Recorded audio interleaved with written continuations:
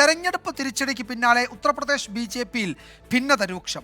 തോൽവിയുടെ ഉത്തരവാദിത്വം ഏറ്റെടുത്ത് സംസ്ഥാന അധ്യക്ഷൻ ഭൂപേന്ദ്ര ചൗധരി രാജിസന്നദ്ധത അറിയിച്ചു. യു.പിയിൽ മന്ത്രിസഭാ പുനഃസംഘടന ഉടൻ ഉണ്ടാകുമെന്നാണ് സൂചന. ബി.ജെ.പിയിൽ കസേരയ്ക്ക് വേണ്ടി പിടിവലിയാണെന്ന് അഖിലേഷ് യാദവ് പരിഹസിച്ചു. ലോക്സഭാ തെരഞ്ഞെടുപ്പിൽ ഉത്തർപ്രദേശിലുണ്ടായ കനത്ത തിരിച്ചടിക്ക് പിന്നാലെ മുഖ്യമന്ത്രി യോഗി ആദിത്യനാഥിനെതിരെ വിമർശനവുമായി ഒരു വിഭാഗം നേതാക്കൾ സജീവമായി രംഗത്തുണ്ട്.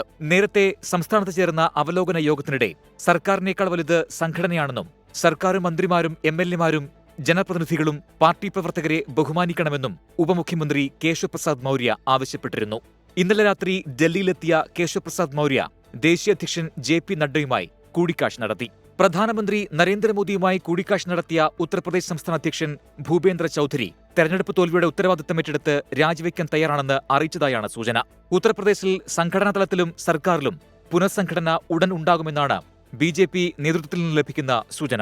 ഉത്തർപ്രദേശിൽ ബി.ജെ.പി. ദുർബലമായി എന്നും ഇപ്പോൾ നടക്കുന്നത് കസേരയ്ക്ക് വേണ്ടിയുള്ള അടിയാണെന്നും സമാജ്വാദി പാർട്ടി നേതാവ് അഖിലേഷ് യാദവ് പരിഹസിച്ചു.